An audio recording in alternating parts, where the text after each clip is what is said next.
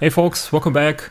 Today I want to show you some tips and tricks how I created recently some sounds, what tools I use, some small little hints for Bitwig Studio, for sound design, and yeah, maybe some solutions. So recently I discovered here, I creating here an audio track. I discovered this Birds tool called System Audio Bridge. They also or this one developer actually also does here the rolling sampler and I think the MIDI cap, which just captures MIDI data in the background. So here I'm using the System Audio Bridge, which basically gets you all the data or all the audio stream from the browser or from your PC into Bitwig Studio, right? So if you have something running in the background here, for instance here something on YouTube, this one gives you the audio inside of Bitwig Studio. So I make this here a bit smaller, and then I use another tool called Rolling Sampler. And you probably already know this. This is basically just a sampler recording all the time. It's always on. You have some stuff here you can configure. For instance, here the recording duration, and also where you want to record it to, and maybe also here the format. Only stereo and so on. So I have a lot of options. I have here the duration of 45 seconds. So the reason 45 seconds I record always into the sampler here. So what this means is that when I have Bitwig running in the background and I'm surfing basically YouTube, searching for inspiration maybe, or whatever I want to procrastinate, or want to watch a tutorial how to make music in Bitwig Studio for instance, right? So I have this running. You can see re-recording basically this here in the background because I have this here running in the browser. So what I can do now is I can just select something here and drag it into Bitwig. So I want to use here a polygrid. In the polygrid I want to use probably a 1 kick drum or 2 kick drums, so I drag this in. And this is yeah, what we had in the browser, maybe in AD. And then let's try out. So this is pitch key tracked here. So we turn key track off. And I only want to have here the attack. So now we have the kick drum from the YouTube video here inside of Bitwig Studio in a sampler. And what I usually do, or what I want to show you, is basically how to make a better kick drum out of this. So you can take a sine oscillator, or you can also use a tri if you want to. Triangle, it's also nice. So let's start with the sine. The sine also gets here an envelope, of course, and an audio output. And this one here is the input for the phase, right? So we take basically the attack of this kick drum, of the sample, as a phase input for the sine. So this is how it sounds now. Right, you have this pitch from the keyboard, so we disable this, and we use here an input, the pitch input. So we want to have a static frequency input, and we have the new frequency to pitch converters here, which is a new module.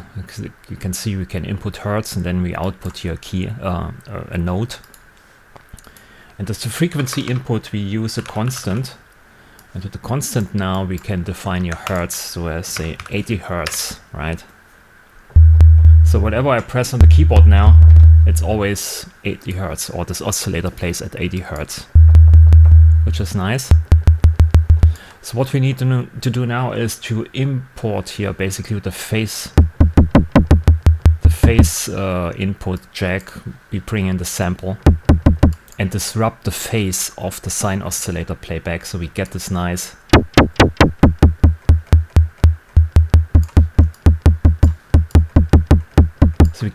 attack feel.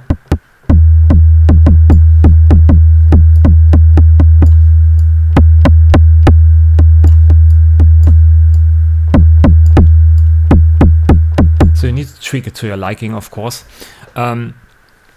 So the benefit of this is we re-trigger here the oscillator. It's better maybe to do that. So we have basically one phase for the kick drum, and the kick drum itself only plays here the sine oscillator. as a main oscillator, and we use here the sample as a distortion or as a phase distortion input. But we still play the same phase, so there's no real gap or this, you know, there's no distinction between the attack phase and the kick or the tail phase. It's basically the same oscillator. Okay. So what we need to do now is maybe to introduce here some pitch modulation, because we want to have a pitch drop. So we can do this in multiple ways. So I'm using here add. So I'm adding something to 80 Hertz, or the key of 80 Hertz. And we can use here the output of this AD, for instance. This is a possibility, which is too much. So we use an attenuator to scale it down.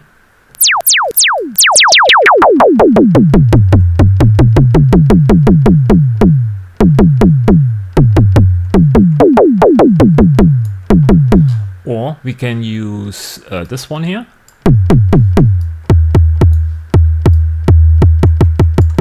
Or we can use the audio output as a pitch modulation.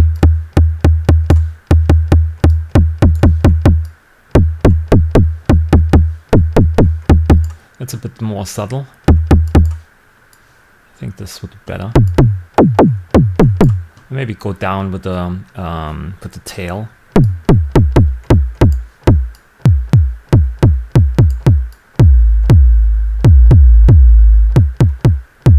You can also exchange this here for segments, of course, and then, you know, use here a better curve for that.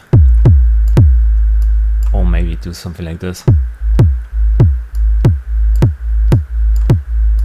Maybe that's too slow.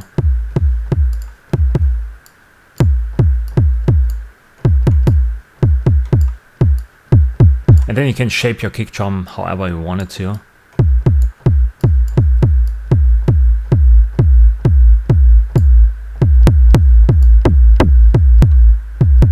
So this is something you can do for the kick drum. That's just an example here.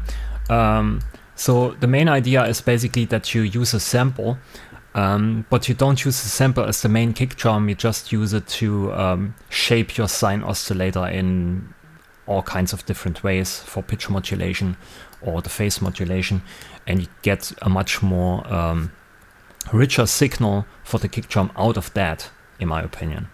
So it's a nice trick to do sometimes, and it's not hard to set up. And it gives you a lot of options. You don't need to fiddle around here with the, you know, when you layer drums, when you layer multiple kick drum samples, you need to fiddle around with the phase, you need to fiddle around with the offset, starting offset, and so on. So here you basically only play one oscillator and you disrupt it here with a sample to get some richer overtones.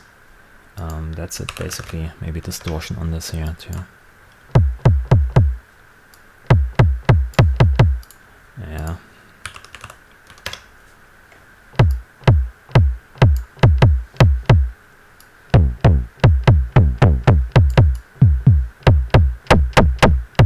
So you have a lot of options with this, in my opinion.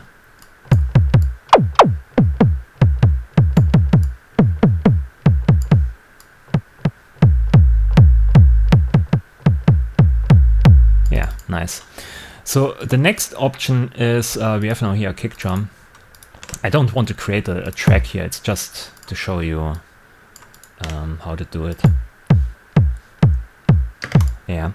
So the next idea is when you create hi-hats, so let's take an E-hat here, and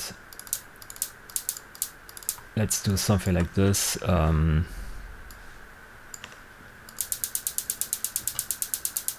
It doesn't sound like a hi-hat, right? You hear it's just noise. And you can fiddle around with the comp filter, and you can fiddle around with the FM synthesis here to, you know, make it a bit more sound like an hi-hat. But I found most of the times it's pretty easy to actually use a convolution device here. And in here you use a hi-hat sample. Okay, so we have here some hi-hat samples already.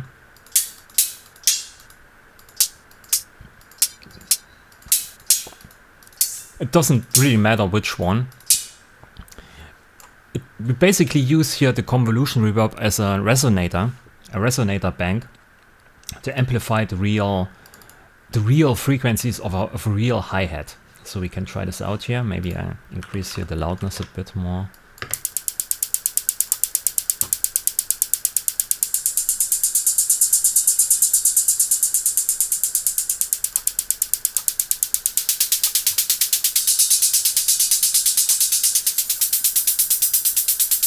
Right, so we get something like this, and to make it sound a bit better, we have of course here to use the velocities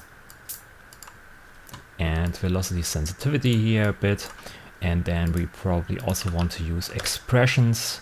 So higher velocity gets a longer decay time, and we put here this one into the FX box, and we also use the velocity here to increase the mix, so higher velocity gets more of this convolution effect here.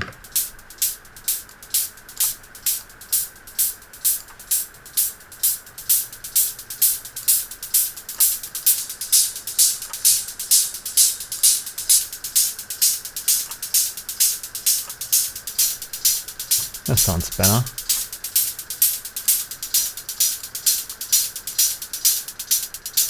And when you shape the input sound, it also changes the output sound in various ways. So you basically use the convolution here more as a resonator bank to amplify the right frequencies of your input sound. So you can just input here. This is just noise. This is white noise basically. And with this you get, you know, more tonality of a real hi-hat on top.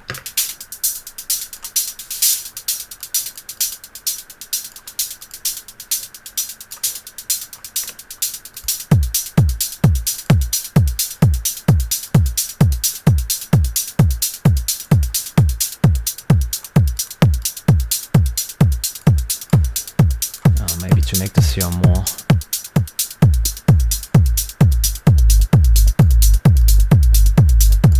like techno.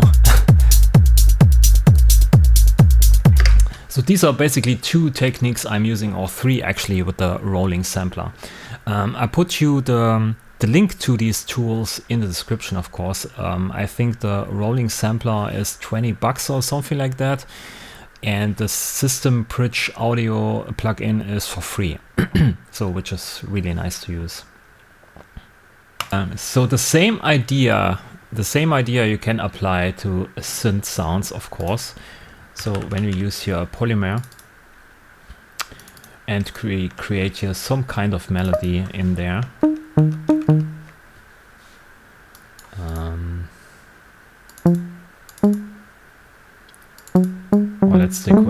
Let's stick with that. No idea if this sounds good. Yeah, it's something more.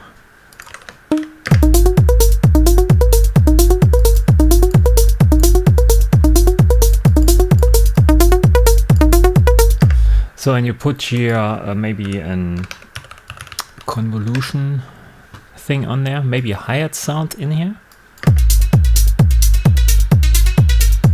So it sounds more like, you know, a synth mixed with a hi-hat. I have no idea how to call it. So now we put this here into an FX layer, convert the FX layer to an FX selector, of course. And then we just duplicate this, and here we load in different samples.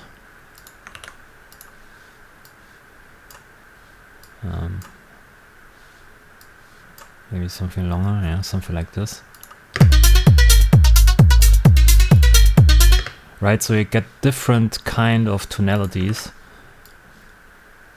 It's actually here. Yeah. Okay, and then you switch it basically up with a step mod. Maybe go to 5 steps here. Randomize this. Start with the first one. Apply modulation.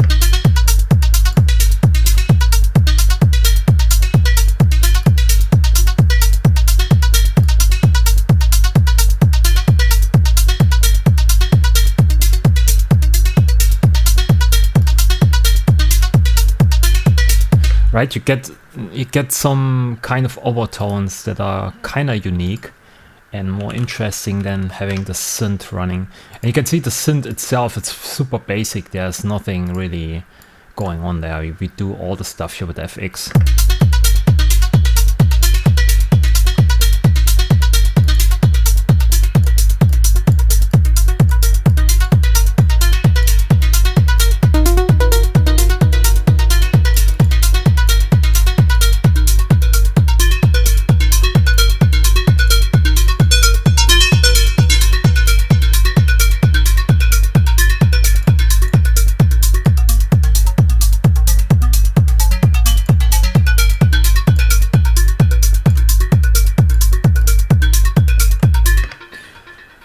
Let's see, do I have some clap sounds here?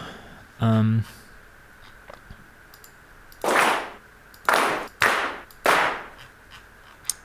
many samples here. Kind of can work. So we can use here the clap, E-clap. Introduce some.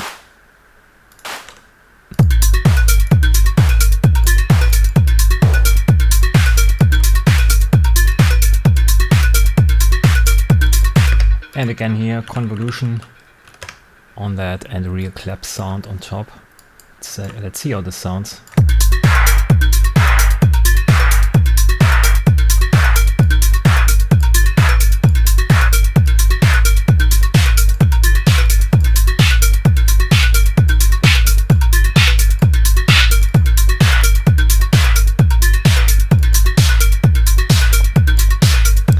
Oh, let's use a hi-hat sound.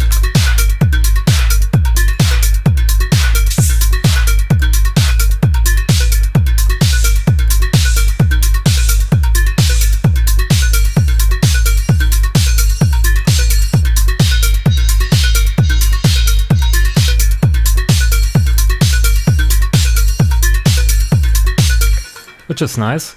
And we can also do here, let's see,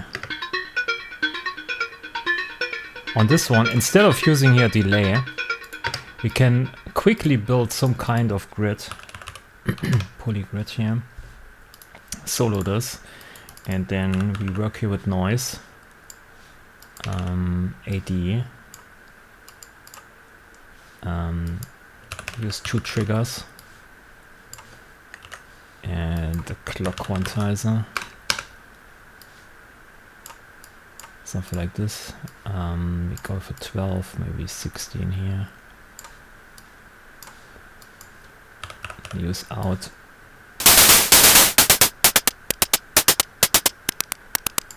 Something like this, and then a dice. We trigger this dice. Modulation out.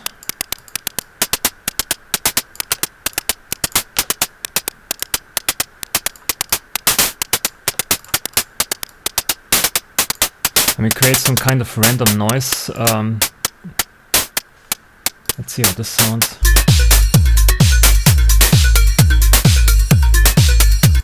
Some kind of random thing, and we could just use here some kind of convolution on that. To have some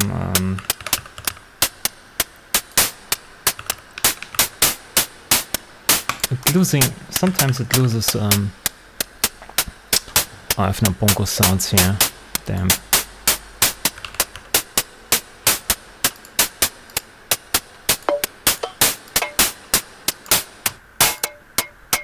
So some percussion sound here into the convolution, and then use that.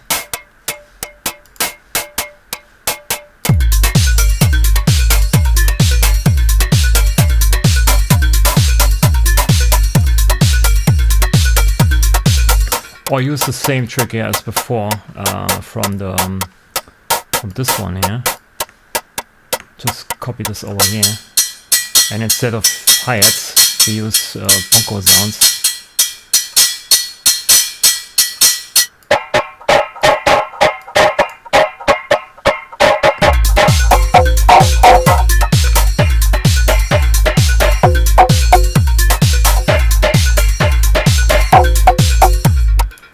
Too fast.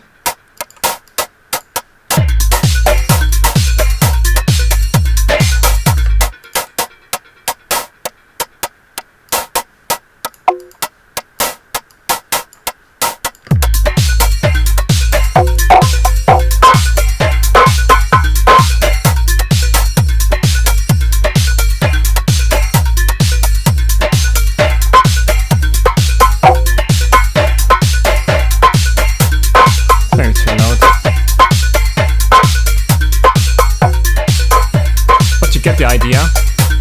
What you also can do is you can remove the FX selector and use the noise sample here and just bounce this, or maybe put here frequency split on there,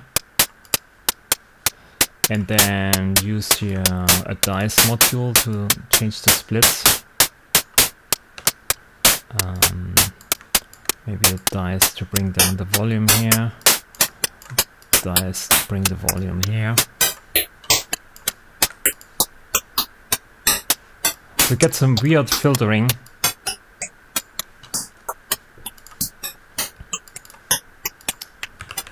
Peak limiter. Right. So you get something like this, and then you bounce this. They have some kind of rhythmic element here that's completely on the grid. Right, it's completely on the grid. And then we can use this on the clap here. Let's see, polygrid bounce 1, this one here. So now we have basically the clap.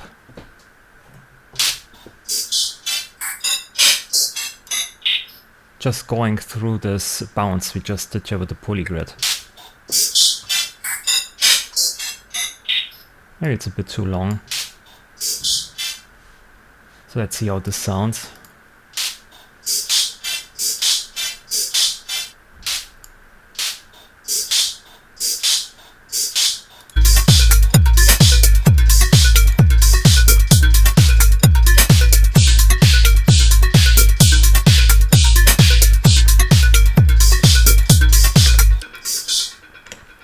So let's kill one of this here, make this a bit longer.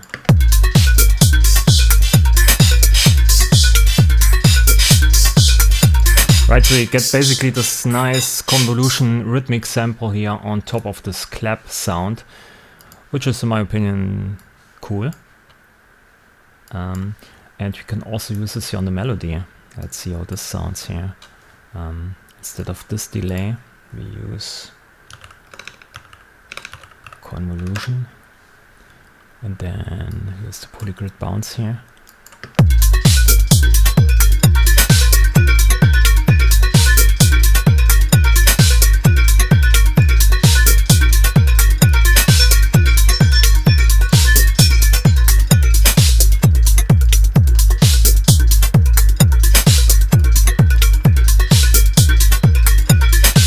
Hey, the kick drum needs to go a bit lower.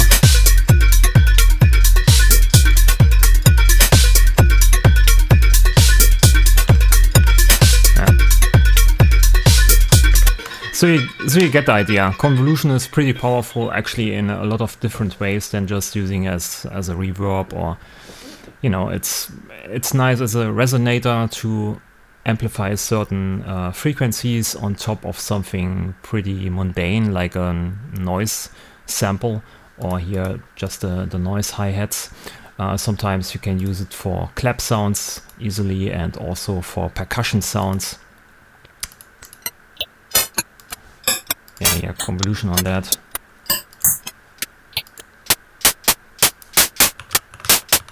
Convolution and just some percussion sounds on there.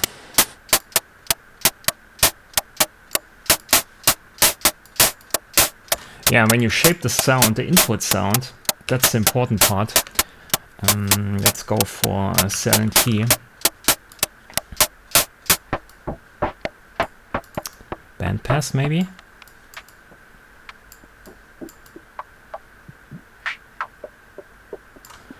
Yeah, let's use a step mod. 16 note.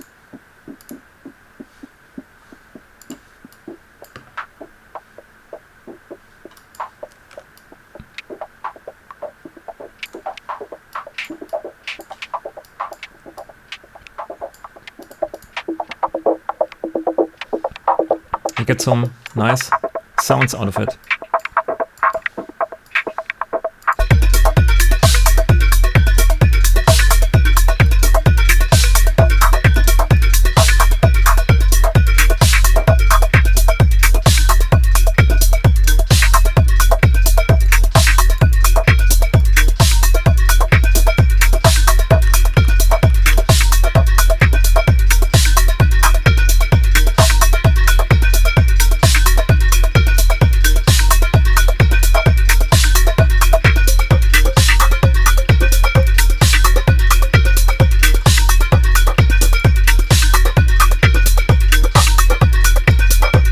Yeah, easy. So yeah, I want to show you basically some things I did in the recent days to yeah, amplify my production value, or whatever you want to call it.